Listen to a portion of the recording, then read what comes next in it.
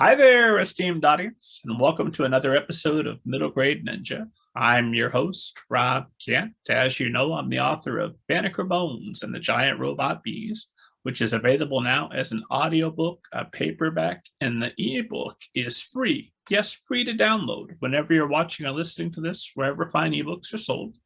Under the super secret pen name Robert Kent, I've written some novels for older readers, such as my young adult novel, All Together Now, A Zombie Story. For more information about all of that, and more importantly, for interviews with thousands of literary agents, authors, editors, publicists, book people, the world's best people, head to middlegradeninja.com. Today, I couldn't be more excited. We are talking with none other than Stephanie Fretwell-Hill of the Red Fox Literary Agency. Stephanie, welcome to the show. Hi, thanks for having me. I am thrilled to chat with you this morning. Esteemed audience knows that I will never make you sit through me blundering through your biography when you're right here. And you can do a better job of it. So if you would give esteemed audience an overview of your background, and we'll go from there. Okay, well, yes, so I am a literary agent of authors and illustrators of children's books. I tend to specialize more in picture books and middle grade, not so much YA. I started out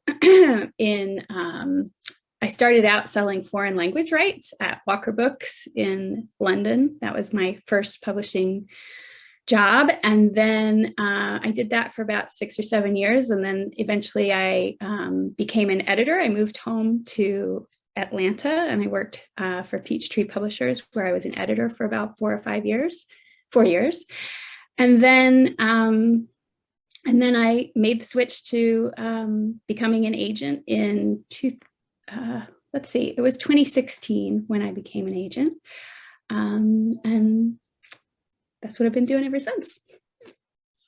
So, were you a big reader as a child? When did you decide publishing is definitely where you wanted to focus?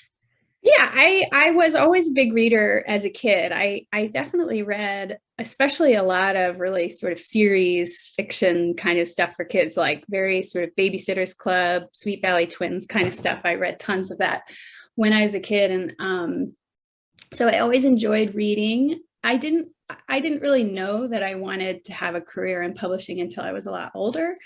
And I had an old family friend who worked in publishing in the UK. And so it sort of was something in my mind that I knew someone could do, but it wasn't until I think I was in my mid to late 20s when I thought, hey, maybe this is something that I would like to try out. And so, yes, I'm not somebody who had that linear career where you just know from the time that you're young that that's what you want to do, but I kind of had a curving route into it. I know you've done some writing. Did you ever think about being a fiction writer? Yeah, I often have ideas. I feel like I have like unwritten books in my mind that have been just sort of sitting there for a really long time, but there's something about the whole butt in chair, fingers on keyboard thing that is hard for me to focus on. And I really admire people who are able to do it because something always interrupts me, or I get distracted, or I'll have a run of, a handful of days or even a handful of weeks where I'm pretty focused on trying to write, and then I just kind of get distracted by life or whatever. And so it's more just it's something I do occasionally for myself, but it's never really materialized into something, that I would share publicly. Well, so far. So far, it's possible. I can't rule that out in the future.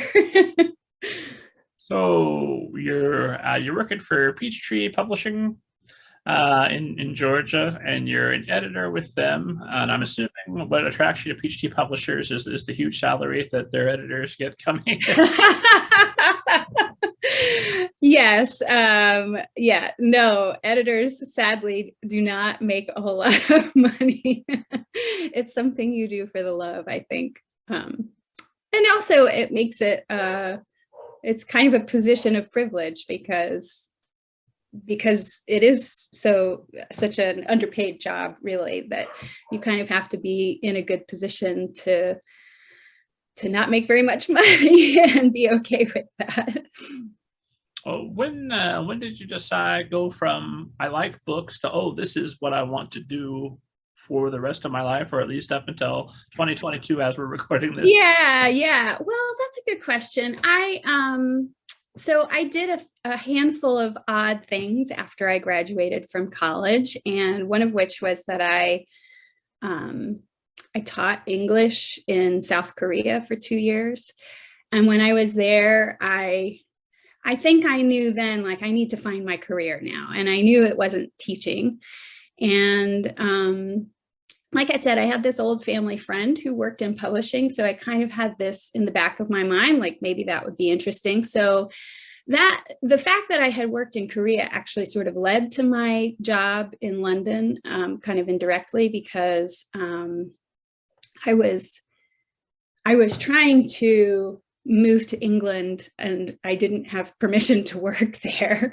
And so I had this sort of visa issue that I was also trying to solve at the same time. And so I wanted to get into publishing, but I also wanted to live in this country and figure out how to do that. And so because I had a background, or because I had just come from Korea and I had a little bit of Korean language skill and obviously this international experience, I started targeting foreign rights jobs because, a lot of those foreign rights departments work quite closely with publishers in foreign countries, including in Korea and other East Asian countries. So I had a feeling that that was going to be something that sort of, that other applicants for jobs wouldn't have on their resumes. And that's something that's sort of important to the visa process, that you have to have a skill that no locals have. So that was the reason that I started out in foreign language rights. And so, I got so super lucky and I got this job at Walker Books, which is like one of the best publishers in the whole world. They're the parent company of Candlewick Press.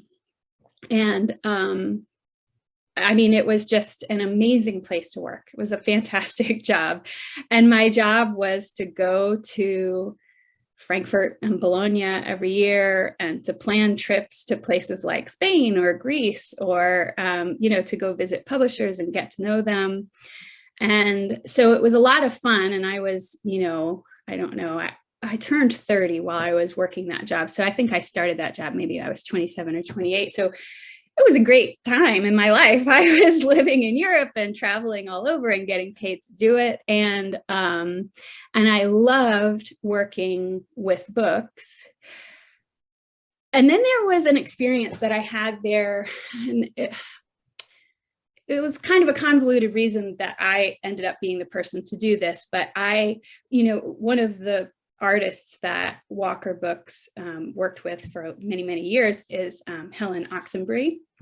And I was in this position where an American company was repackaging some old Helen Oxenbury books. And I was sort of the middle person between that American publisher and Helen herself. And so I had this experience where I was trying to talk to her about editorial changes that they wanted to make, and, calling her up and saying, oh, hey, Helen, it's Stephanie. Let's, how do you feel about this? What if we package it like that? What, kind of making suggestions. And I thought, this is what I really want to do, is the more creative side of bookmaking, because up until that point, everything I did with selling foreign rights happened after the books were made. Basically, I took a fully formed book, or a mostly fully formed book, to other publishers and said, hey, do you want to publish this? But that experience with Helen Oxenbury was like very much in the formative stages of taking this project in this direction or that direction, or helping, kind of smooth things over between her and the others and the American company, being that sort of negotiator, I guess, in the middle. And that was an experience where I really knew then that I wanted to start being involved in the making of the books. So I thought, well, I want to get into editorial work. And because of my visa situation, I was sort of tied to doing the job that I did at Walker for a particular period of time. And then I started, so I had done that for 6 or 7 years. I was, pretty senior foreign rights person. And then I tried to start looking for editorial jobs, but, you start, after you have 6 or 7 years of experience in one role, and then you start applying for assistant positions in another role, people don't get it. They're like, why aren't you applying for the foreign rights department? You have so much experience. And so I was kind of struggling to really even get interviews in editorial departments. And people were saying, you're going to have to take a big pay cut. Like, people just didn't really take it very seriously. And then around that time, he was not my husband yet, but the person who is now my husband and I decided that we were kind of interested in doing something different. And so that was around the time that we got married and we moved back to the States, back for me, and for him, it was the first time. But and so when I moved back to the States, I really didn't have a plan. I wanted to continue working in publishing, but I really wanted to be an editor. I really wanted to get on the creative side of things. And we didn't know where we were going to live. We didn't know what we were going to do. We just kind of pulled the trigger and did it. And so there was this period of time where I was really kind of in limbo, and I didn't know where I was going to be. And then we ended up kind of accidentally settling back in Atlanta, which is my hometown. And so I actually had known Margaret Quinlan, she was at the time the owner of Peachtree Publishers. I had known her from before I had moved to England. I had done a brief internship at Peachtree Publishers. So I knew her, and I got back in touch with her and said, I'm living in Atlanta again, and what I really want to do is editorial work. And she said, okay, come and be an editor here. So I did that for 4 years. And then now I can't remember what the original question was. I'm really just rambling. I can just keep talking. I don't remember. No, we're getting a very excellent sense of your journey in publishing and how you come to be where you're at. So so what the big change to editorial, or to being an agent, came when I had a baby. And I was pregnant. I was waiting for this baby to be born, and I really loved my job, but I also knew that I had to figure out how I was going to take care of my child. Was I going to put her in daycare all day so that I could be in an office?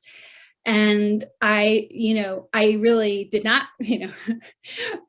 I did not make a lot of money as an editor, which may shock you, but I was kind of being faced with paying essentially my entire salary to keep her in childcare. So I would have zeroed out. I was not going to make any money, and my kid was going to be in daycare all day, or I was not going to make any money and I was going to be home with my kid all day. So I kind of had to make that choice. And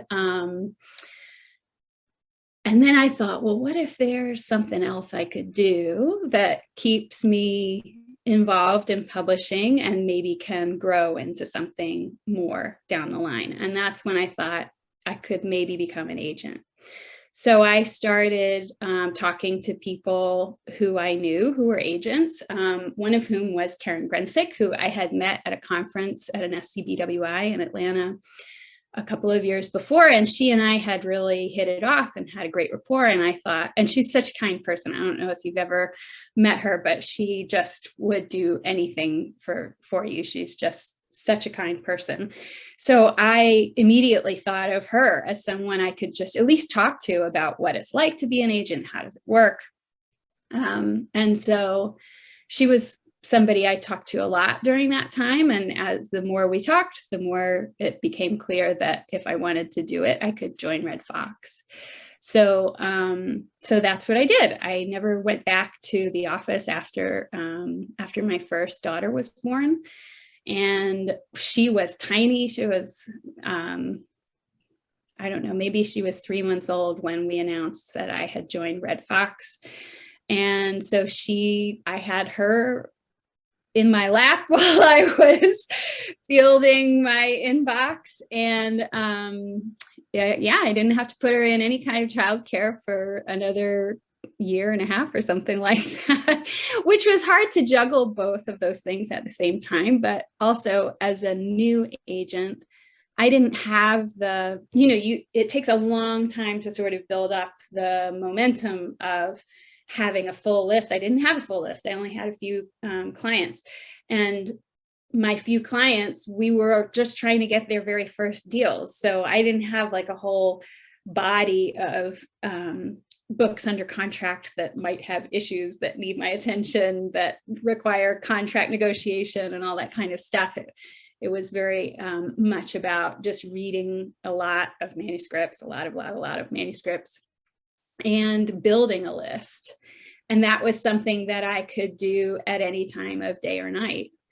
And so that's what I did. I found scraps of time here and there, and I built my list while my daughter was a baby. And then eventually she did go to school and I did build momentum. And now things look a lot different. I spend my day in the office while my kids are at school, and I have a lot of things going on. I can't believe that I used to do this with a baby in my lap. But it's so wonderful that you were able to find a way to continue doing what you love while being there for first steps for all those early things. Yeah, definitely. It was really a big part of it was about lifestyle and about designing the kind of life that I want to have and that I want my family to have. And, it isn't the same as having a job where you just go into the office all day and then you come home and your home life is separate from your work life. I feel like everybody kind of understands this more now that we've all, experienced the pandemic and lockdown and all that stuff. Everybody's work and personal lives have sort of gotten real mushed up together. But I kind of made the choice to mush mine up together a few years before that, before all of that happened. So it's, you can't really separate your career decisions from your life decisions. And that was a big part of it. But I also have found that being an agent is really, it draws from the skills that I developed in the different roles that I had in publishing. So I have the sales and contract negotiation type of skills that I developed as a foreign rights person. And that's a lot of fun. When I was a kid, I never thought of myself as a salesperson at all. But there's a real buzz when you when you succeed and you place a book somewhere. There's a definite rush. I dance around and I pump my fists and I run out and I tell my husband, who doesn't care. But it's very exciting, that sales aspect. And I loved that when I worked at Walker. Of course, I worked in an office among my peers, and so they got very excited with me. But I also, like I said, I wanted that creative input as well. And as an agent, I am able to have a lot of creative input if I want to, and if it's helpful for me to do so. That was a little bit of a learning curve to try and figure out how much creative input is useful and how much is a waste of time. So and every situation is different, but I do get a lot of creative satisfaction out of what I do. And I do have editorial input into a lot of the projects that I work with. And so I kind of get to do everything. and I get to do it on my terms, which is great. When you start with Red Fox and you're home with your child, are you straight commission at that point, or is there some kind of salary to get you to? Okay, so it's do or die. You got to get out there and you find those authors. Yep, you got to sell if you want to make any money. You have to place books. So yes, I make an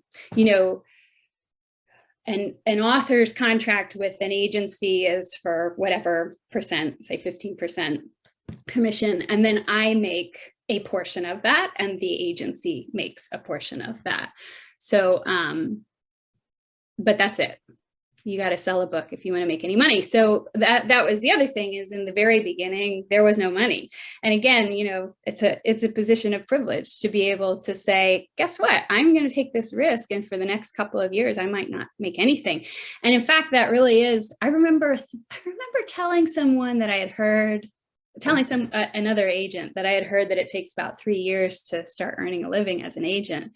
And that agent laughed and said, no, it's going to be more like 5. And I have found that that's probably true. Within 3 years, I was making some money, but it wasn't what most grown-up humans would consider living. It was like, oh, okay, I have contributed some small amount to our household, but also not paying for daycare is useless. Well, yes, when I factored that in, it really was financially for me not a terrible decision at all, because I got to be with my kid, and that's what I wanted to do. I know not everybody, that's not to say that is the choice that everybody needs to make, but for me, that was what I wanted to do. And so when you factor in, yes, the fact that I wasn't paying for childcare, plus, I basically was already at where I was when I was working in an office when you just zeroed it out. And so anything that I made on top of that felt like icing on the cake, really, in those first couple of years. And then, so after 3 years, I was making a little bit of money. And then, I would say it's only been in the last two-ish years that I'm like, oh, okay, now I earn a living. Now I have a job where I get paid enough to feel okay. And that's great. Those are pandemic years. Yeah. Strangely, the pandemic years have been good to me. I of course, everybody was afraid in the beginning that it was the end of everything, but I personally had 2 great work years, despite all the challenges. I don't know why. I have no idea why it worked out that way, but I have a feeling it's just coincidentally, what I was talking about, that thing of momentum, of building yourself up to a point where you have a full list, where your work is selling, where your authors are a little bit more established. They're not all debut, you're not trying to crack in the door with every single one of them. I just happened to sort of hit that critical mass right around the time that the pandemic hit. The pandemic is more or less incidental to that. I think so. Yeah, I think so. And people continued to buy books. Publishers continued to acquire, and I did like this. When I chatted with Mark Gottlieb, check the back catalog, esteemed audience. It's a conversation well worth your time. He talked about how a lot of agents got intimidated by the pandemic, like, oh, publishing is going to stop now, so I'm just going to pull back and not submit. And he said, well, this was wonderful, golden opportunity for me, because I knew they were out and I could go in and make the deals. Right. Well, and I found that editors were often really in one camp or another, and it 100% boils down to childcare. I think people who had small kids were not able to look at submissions, and people who did not have small kids were all over their inbox. You were getting responses, like they were clearing out all of those submissions from, the months and years leading up to that moment, and just getting down to like 0 inbox. And so for some people, you could submit work and be assured of a really fast response, because I think a lot of people, that was the outlet that they had, was to work. For other people, they're still behind and they're still struggling to climb back out of this hole that happened when they had their kids at home all day trying to administer their education for them, and also work at the same time. It's just, I think it was impossible for a lot of people. But I do think that you saw extremes for sure among editors. Something I personally underestimated, and I think a lot of people tend to, is just how much of an impact having a child is going to make on the rest of your life and how radically your priorities are going to shift. And I knew conceptually going in, because we put it off until we were comfortable enough to say, okay, well, we could have a child and make sure that the child we had food. So that's a good start. But never mind. Everything I thought mattered before is now second banana. This is everything. Yeah. And I don't know why I bring that up, other than to see your shift from editing to literary agents, and also why it would make such a difference during the pandemic for those who are childless, who haven't had that experience. You don't know until you know. It's one of the few things where I find that's true. Yeah, definitely. And I feel like certainly since the pandemic, and also kind of going back to the idea of like, how your work life and your life get all kind of mushed up together, and the pandemic did that for kind of everyone. If you have kids, the reason you're working is for your kids. Basically everything you're doing is to provide something for them. And then when you're kind of faced with this situation of trying to do it all at once, it's really it's really hard to do. It's hard to be a good employee or be a good worker and also be a good parent simultaneously, because something needs your attention, and that means that something else is not going to get it. So you have to prioritize. And when you're all cooped up together in a house together all day long, it's really hard to figure that out. But of course, I think one of the real advantages of at least being an agent, and probably to some degree editors have this, maybe not quite as much, but it really is rare that anything that I'm doing is very, very time critical. I mean, occasionally, yes, when I have like an offer, I don't want to wait. I don't want to make people wait for me. Or, you have a sort of crisis situation, a fire to put out, those things definitely happen. But for the most part, most of what I do could be done at any time of day. So I can work after my kids are in bed, and it doesn't make any difference to my output, so I feel like that was the only thing that really, that was how it worked for me anyway, was that I was able to let my kids watch a lot of TV during the pandemic. TV saved us, and then I would work after bedtime, and that was kind of how I kept it going. Plus, maintaining that was one of our top priorities. Absolutely. For sure. So you mentioned going to an office, and I know that you're not located in California, where the Red Fox Literary, the main office is. So do you rent office space? Where do you go? No, you're looking at it. This is a bedroom, an old bedroom in my house. It has koala bear curtains because it used to be my second daughter's baby room, and I never changed the curtains. But Koala bears are I have this bedroom. It's my space. It's a real mess. I won't wave the camera around, but I like it because it's mine.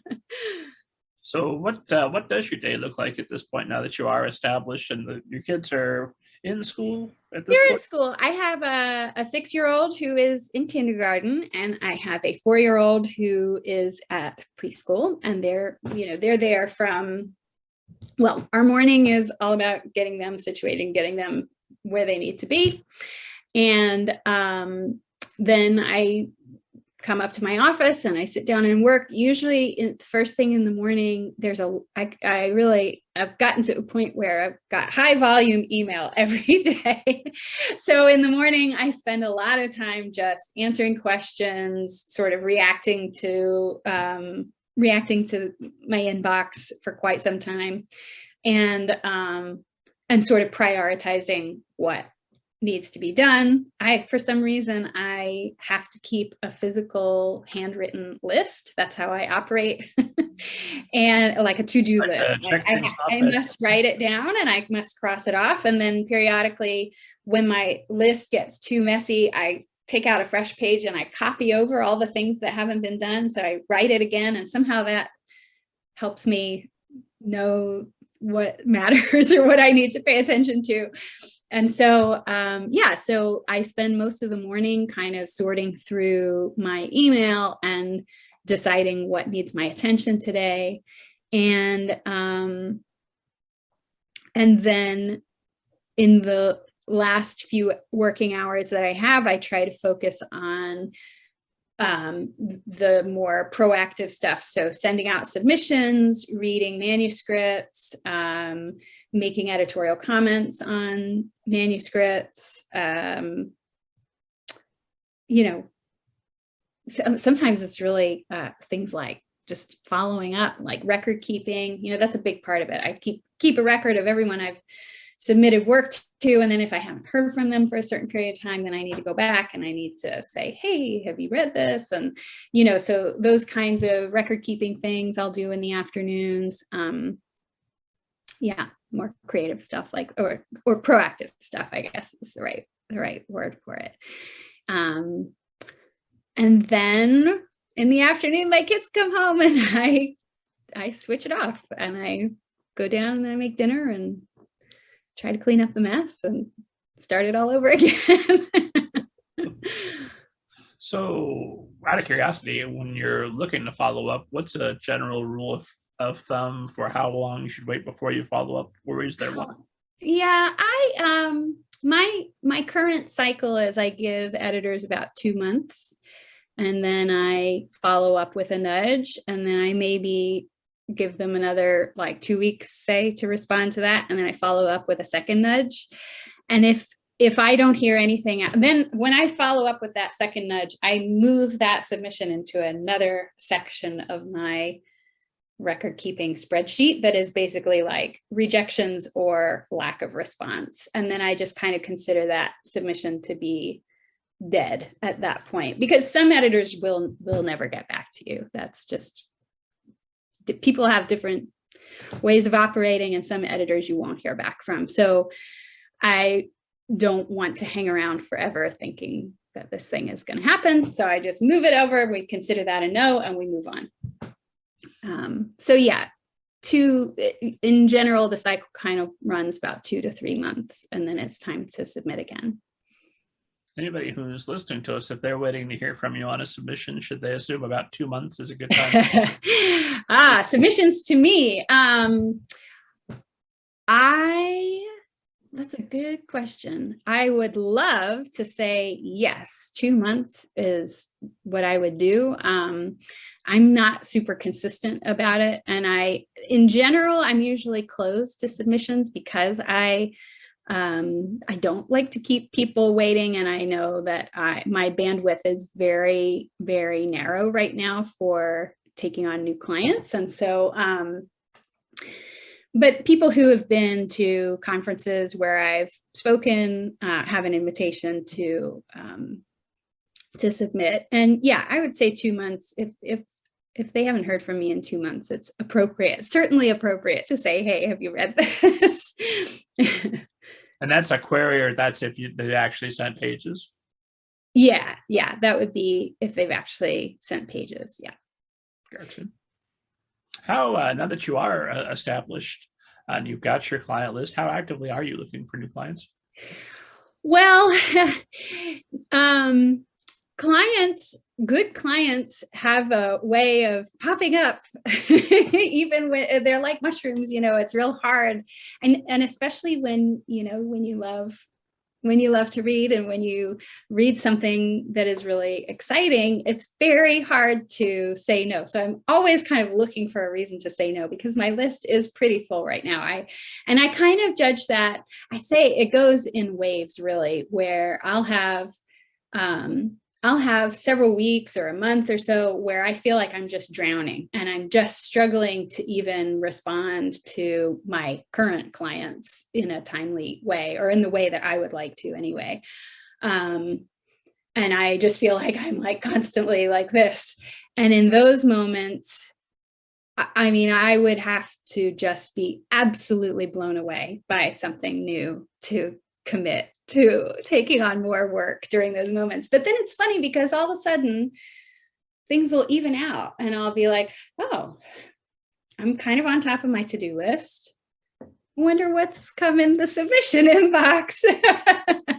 And there's not really any way to predict what that looks like. So I would say right this minute, I'm more in a scrambling kind of mind frame, because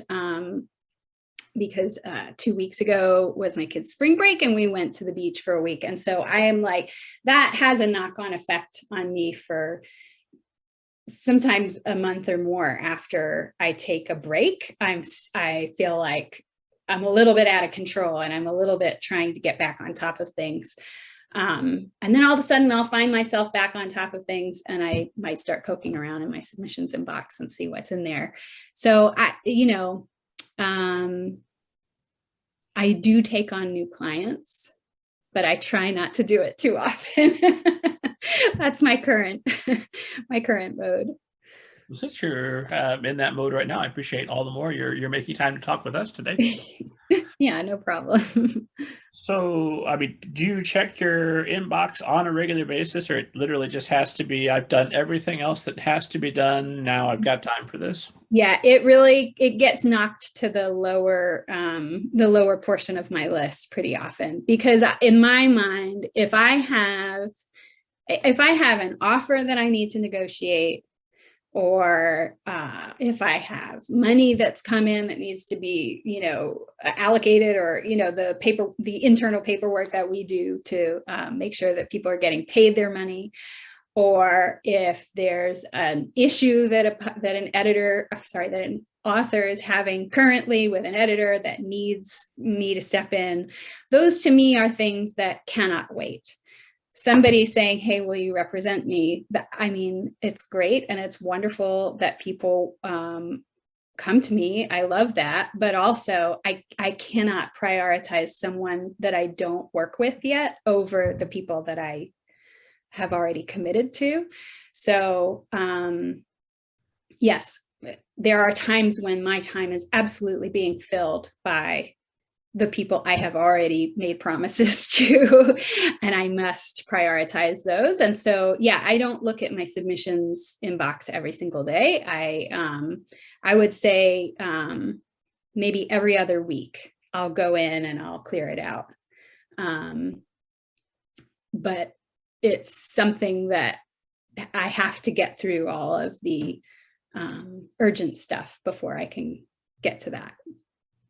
Which all the querying authors will appreciate once they're your client, that is how you operate. Yeah, well, I mean, the thing, I never ever want to be in a position where I've made promises to people that I can't keep, or where it's a big responsibility to take on a client, because you have to uphold your end of the bargain. And if you don't have the time to do that, you're not doing someone any favors by taking somebody on who you don't have the bandwidth to pay attention to. How many clients do you have on your list at the moment? I think I have about 35 maybe in total, and not all of them are super active all the time. Everyone works at a different pace, and some people are really prolific and ping up in my inbox frequently. And some people just kind of beaver away in the background or have other things going on, day jobs and whatnot, that prevent them from focusing on their creative work all the time. And yeah, so some clients are more active than others, I would say, in that list. So you don't need to talk to all 35 every day or even every week. No, not at all. And there are some people who, you know, especially say like a novelist who's writing a novel, they're not going to be popping up every day to say, hey, I wrote another 10 pages, you know. You know, you'll sell a book, and then there will be some months of them working with their editor and getting that book ready for publication. That takes a really long time. And then they're also in the background writing their next manuscript. You know, you may go 6 months or even a year before you see that person's next book. And then it's time to clear out some time to read the novel and comment on it. And that's a big job, but it doesn't pop up every day. So, and again, they go in kind of funny cycles. Like all of a sudden I won't have, you know, novels landing on my desk for a while, and then all of a sudden, like, everybody will be like, I just wrote something new and I'll have all this stuff to read. So yeah, it would be great if everybody could coordinate. Like, I'm just watching, I know you represent Christina Soontornbat. Yep. And her output is extremely impressive just from the outside. It looks like I hear from her about at least once a month. I've written something new and incredible. It's impressive from the inside too, let me tell you. That woman is a force. She's amazing. I really don't know how she finds the time for it all, but she writes a lot. And she hits all her deadlines. She takes on so much, but she also is thoughtful about it. You know, there have been moments where she's said, I can't do this one, you know, like we have to say no to this. And so I think it's important, no matter who you are and no matter what your output is, I think it's important to know yourself and know what your limitations are and be straight about it with the people that you're working with. So that's something that I appreciate about her, is that when she does get to her limit, which takes a while, she'll say, okay, that's enough. let's pause. Well, not her specifically, but when you're dealing with a client, do you want to be involved in their creative process, talking about what their next project should be, or do you want to let them work on that on their own and come back to you? I tend to sort of take my cues from my clients, really, because people have different wants and needs. As you know, as creative people, I think some people want a lot of input and some people just want to come to you with something fully formed. I will say that, you know, in the same way that an author, once they've, you know, if they're too close to their work, it's hard to see it really with fresh eyes. I get that way too if I've seen a manuscript too many times. So I try to discourage, you know, some of the clients I have who do want a lot of input, who want to ask me at every stage, what do you think of this? What do you think of this? What do you think of this? I try to discourage them from sending manuscripts to me more than a couple of times, because then I just get in the same position where I'm like, I don't know if this is any better or not.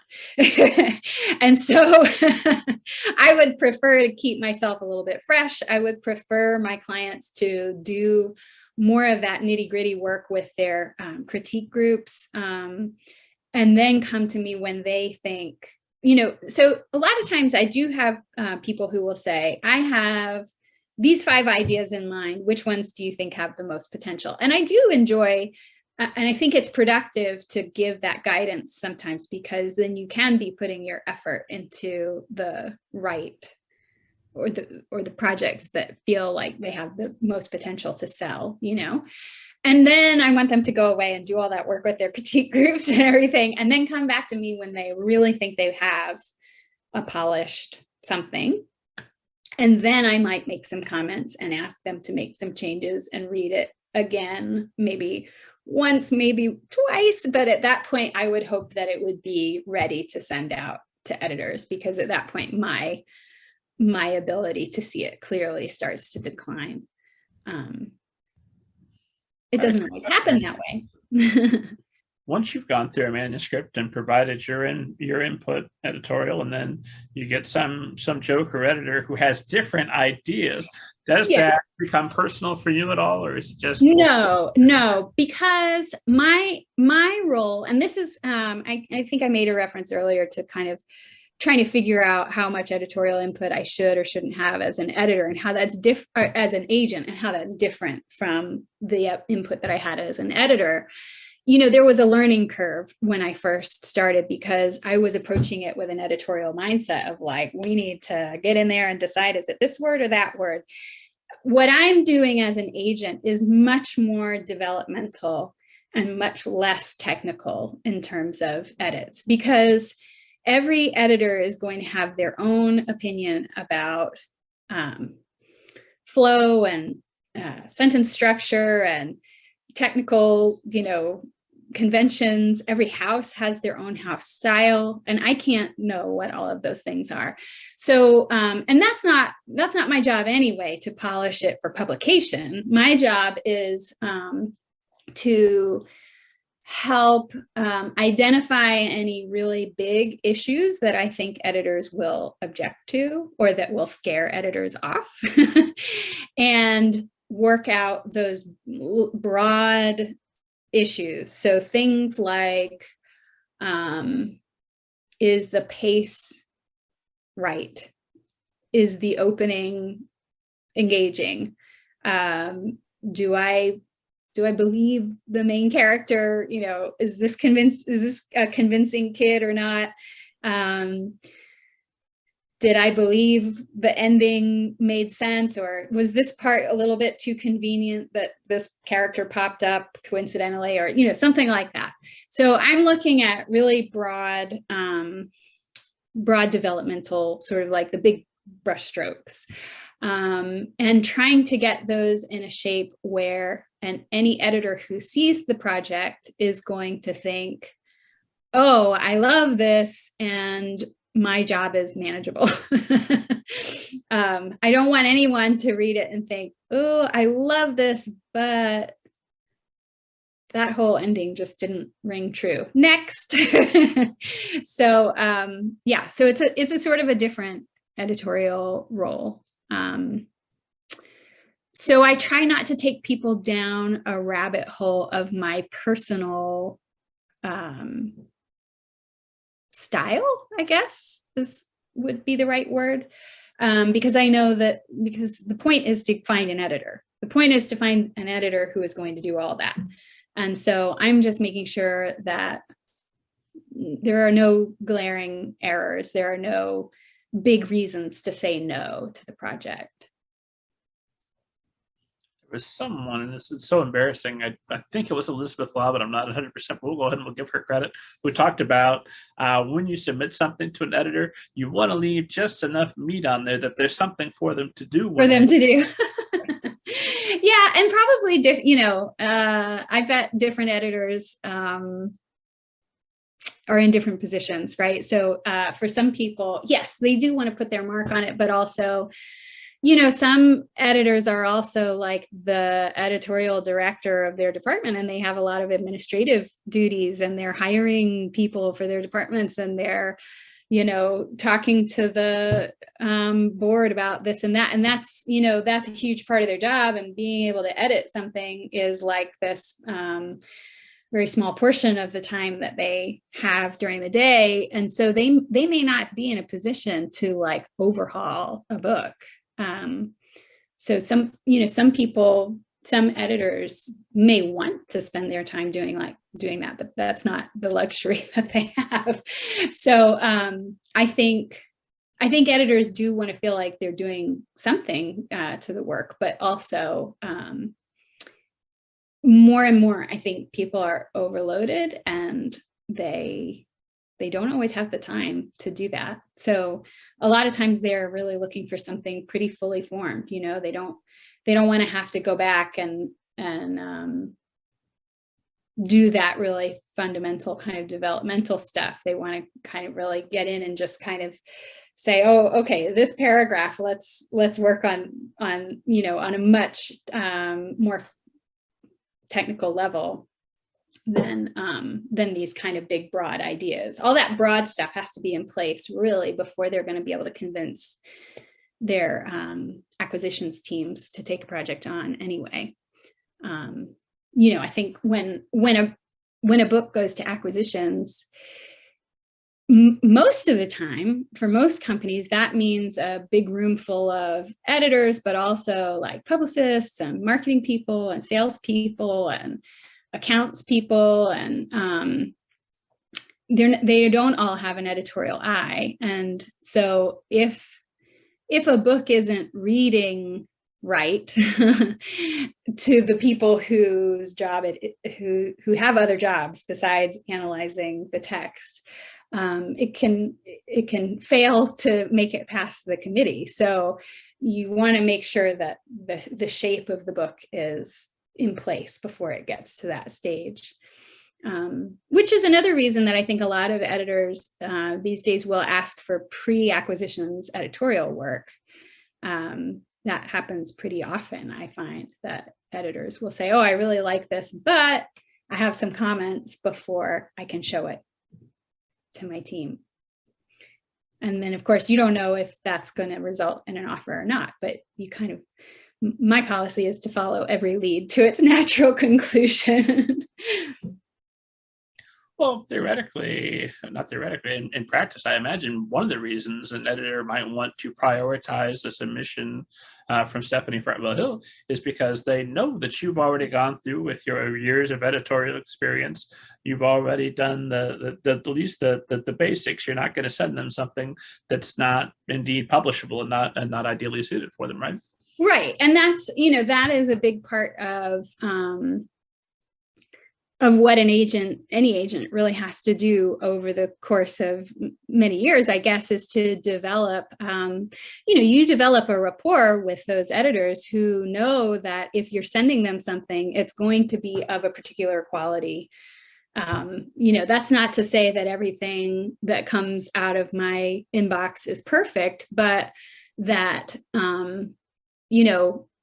I like to think that a lot of the editors that I work with, when they see my name pop up, they'll think, oh, this is going to be at least worth reading, even if it isn't for me. I'm going to take a look because they trust that I'm going to be sending work of a particular quality, which is one of the reasons that I, as an agent, I can't promise to send out absolutely everything that my clients write. Sometimes people write duds and you have to kind of be like, I'm sorry, but I can't send this out because it pulls away from that reputation that I feel like I need to build, or that trust that I need to build with editors, that keeps them wanting to receive submissions from me. If I send them a string of not great things, then they're going to think, oh, she's kind of hit or miss. Sometimes I like what she sends and sometimes I'm not sure, And I definitely, when I was an editor, I definitely received things from particular agents where I thought, I don't know what's going on there, but we do not share the same sensibility. And so the opposite would be true. Whenever I would see a particular name pop up, I would think, ugh. No, I don't think I'm going to want this. So, so I definitely always want to be on the other side of that. Like, oh, good, something from Stephanie.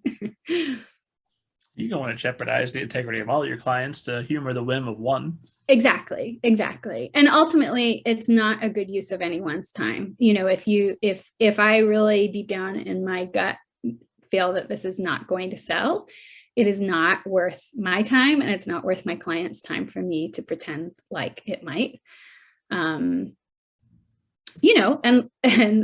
Like I said before, I do only make a commission on what I sell. So if I'm sending work around that I truly in my heart believe is not going to sell, I'm doing that for free. And I have other things I need to do.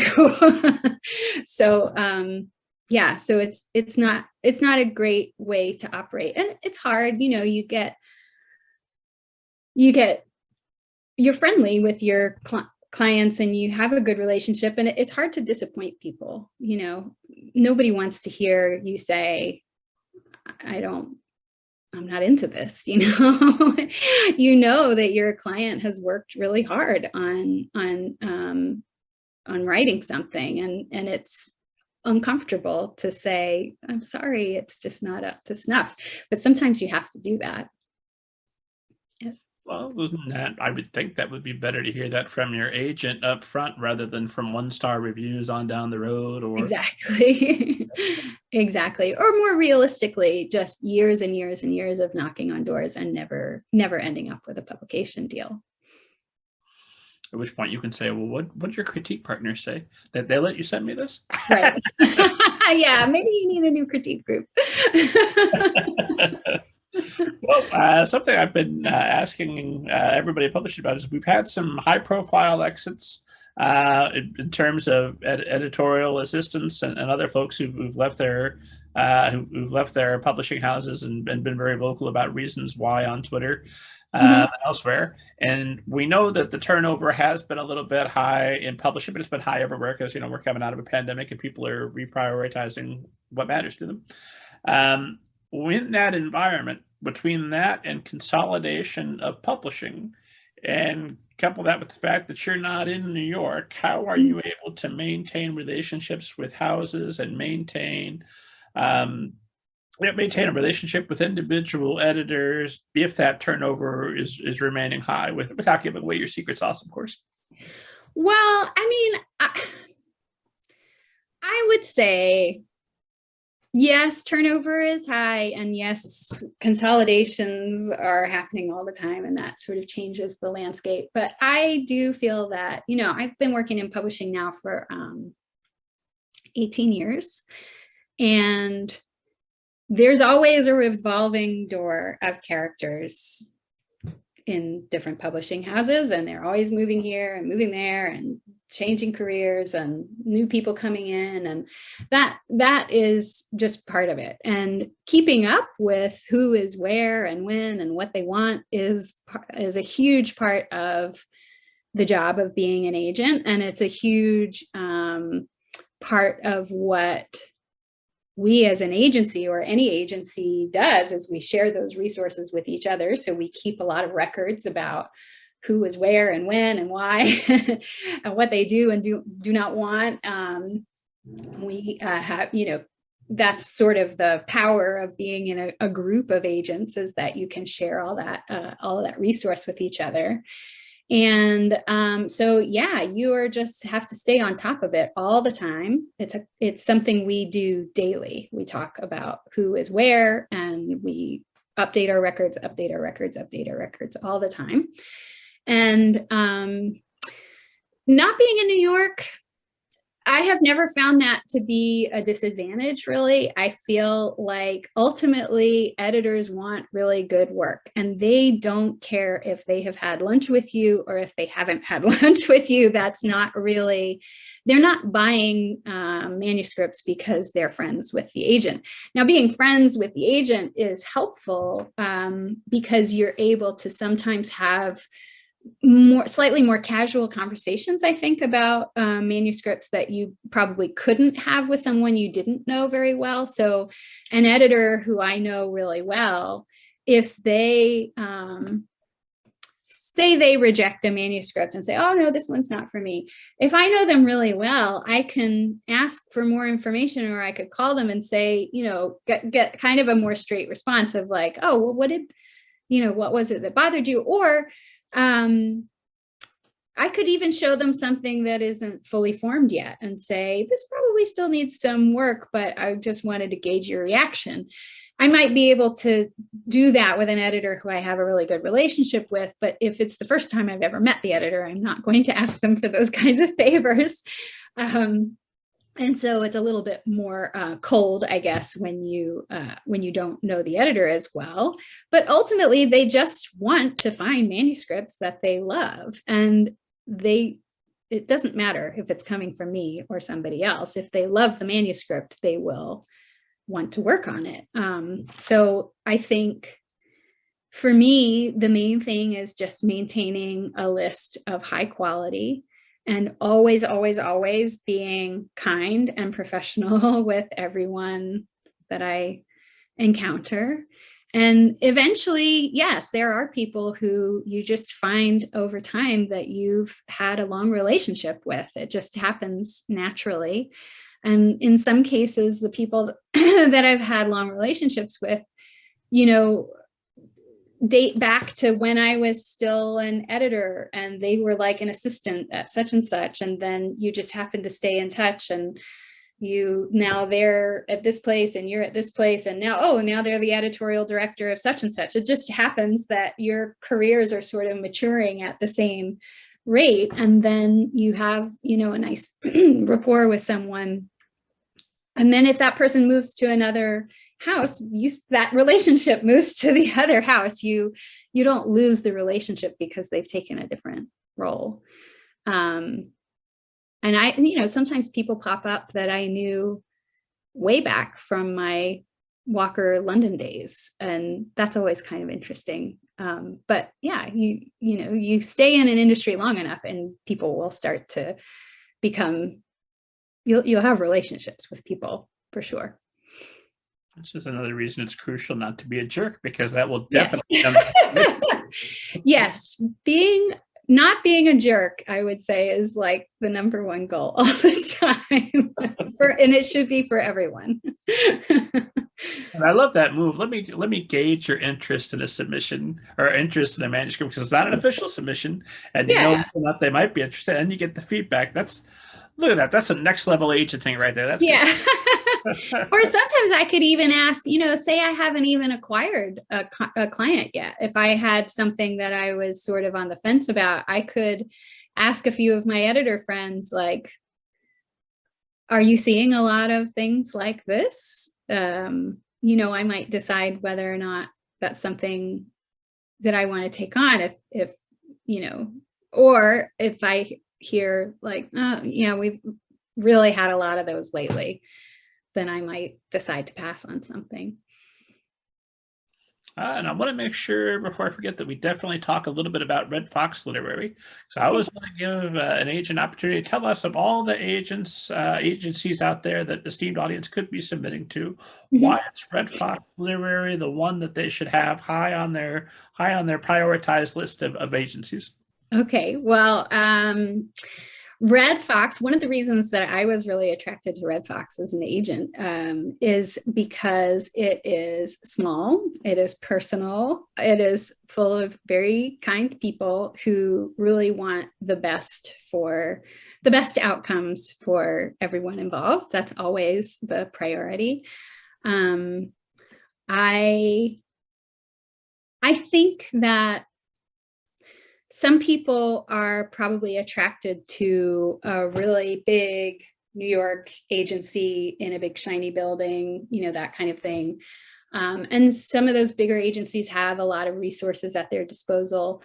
But I myself, when it comes to the jobs that I've had in publishing, I've always been attracted to the sort of smaller, quirkier companies that allow people to sort of follow their passions and do what feels important, rather than just what kind of affects the bottom line. And I would say that Red Fox falls into that category. We're not taking on clients and books because we think we're going to make a fortune. We're taking them on because we care deeply about them and because we want to see them reach readers. And so, yeah, I would say those are good reasons to go to the people at Red Fox. I'm assuming you're not opposed to making fortunes. No, I mean, if something makes a fortune, I'm not going to say no, but that's not the primary goal necessarily.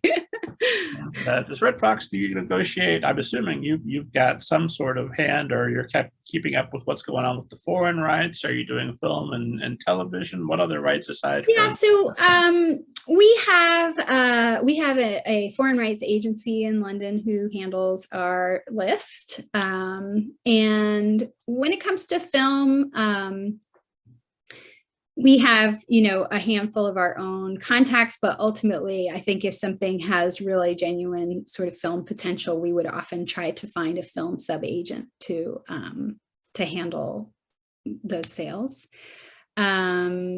So yeah, I mean, there are always, there are a lot of sub-agents out there and those are the resources that we tend to draw on for those kinds of rights. Gotcha. So even though they're not necessarily in-house, you know who to go to, you know how to make sure that that's going to be handled well for your clients. Exactly. Yeah. Gotcha. And esteemed audience knows that I ask everybody in publishing about diversity in publishing, because we know there's been a movement for we need diverse books because we needed diverse books and we still need diverse books. Yeah. Publishing does not have a great track record when it comes to diversity and inclusion. Right. And I always want to stick up for publishing, and point out that America doesn't have a great track record for diversity and inclusion, and not to pick on publishing, because that's where all the thinking and the learning and the teaching was going on.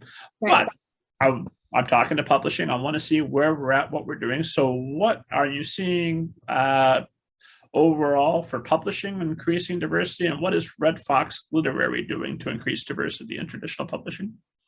Well, I mean, I definitely feel like there is more and more of a push from editors to see work by more diverse creators and featuring more diverse characters. That has been, I mean, that's been sort of steadily increasing over time, but then definitely more recently, I feel like a lot of editors will say in their descriptions that they're prioritizing work by diverse creators. At Red Fox, I mean, I can't necessarily speak for the other agents, but I can speak for myself and say that I have found that if I am passive about something that I want to change on my list, it will not change. So at a certain point, I decided I wanted to take on more middle grade. Middle grade is just not going to knock on my door. Like, I actually have to do things to attract middle grade to me. And I also have to carve out space for more middle grade authors. I have found the same with attempting to diversify my list. And that isn't just because editors are asking for it, but because I recognize that, being an agent is one of the very few areas of power that I feel like I actually have to affect something going on in the world, right? And if I use that to help lift up voices, or to help carve out space for people who may not have otherwise had an opportunity to do so, then I feel like that's a good use of my little scrap of power in the world, right? And that is some small piece of change that I can help to affect. So, but if I just think in my mind, oh, I'd like to have a more diverse list, it will not just happen magically. Like, a bunch of really excellent authors of color are not going to knock on my door just because in my mind I thought it. I really have to make a point of speaking at events that include more diverse creators. When I've done things like it's not the Manuscript Academy, but another one called Inked Voices that I do some workshops with. Sometimes we will like give away a spot to marginalized creator to the workshop, something like that, to try to get more exposure, to include more people as much as possible in the kinds of events that I'm doing. I've done a few things for We Need Diverse Books and, some of the groups like that. Those are very small ways that I've tried to expose a larger group of people, or expose myself, I guess, to a larger group of people or a more diverse group of people. But I also have to hold space on my list. I have to not get myself to a point where I am up to my eyeballs in work from white, straight, cis creators, so that when I do have an opportunity to have somebody else come onto my list, that I am not just drowning, that I can offer that commitment to somebody in good conscience. So anyway, those are some of the things that I try to do, and I can do more, and I hope to do more, and I'm trying to do what I can, and I'm trying to make plans to do more as I'm able. I can hear the passion both for increasing diversity and for books and writers in general as you're speaking to us. I think that anybody who's heard our conversation would be, I can hear the queries firing off to you now. Don't do that, you're closed. That's exactly at the moment. But I know that as soon as you open up again, people are going to be very excited to reach out to you and to see what services you'd have available. I watching our time; it's flown by. What happened? Yeah. And I want to be respectful of your time, but thank you so much for making the time for me and for making the time for esteemed audience. My final question for today is always some variation of, if for all the writers who are watching or listening to us, if there was one bit of advice, or as many bits of advice as you like, that you could impart to them that you feel would improve their chances of having success in publishing, what would you say to them? Well, I think it kind of goes back to the thing about being nice. I really think that this is a small industry, and people do all kind of know each other at a certain point. And I think it's always a good policy to treat people well and with kindness, and also to be, to approach the industry with gratitude. I feel like some of the most successful people that I work with are sweetly kind of pinching themselves every day that they get to work in this industry. And I think that when you approach the industry with a sense of entitlement, it's not great. I think you will go farther if you recognize how lucky you are, and if you thank the people who help contribute to your path. So that's what I would say, is to approach people with kindness and gratitude. I think that's the perfect note to end on. Fretwell-Hill, where can esteemed audience find you online, follow you on social media and all that good stuff? Oh, well, I do have a Twitter account and I do have an Instagram account, but I'll tell you, I am not great with social media. It's really like I could just go like months where I ignore it. So I would say the best place actually is probably the Red Fox Literary Instagram account. I do tend to post quite a lot to that, which is, I think it's just at Red Fox Literary. There is also a Red Fox Twitter account, which I believe is the same, at Red Fox Literary. I think mine is at S Fretwell-Hill, but I don't ever use it. And yeah, those would be the best places.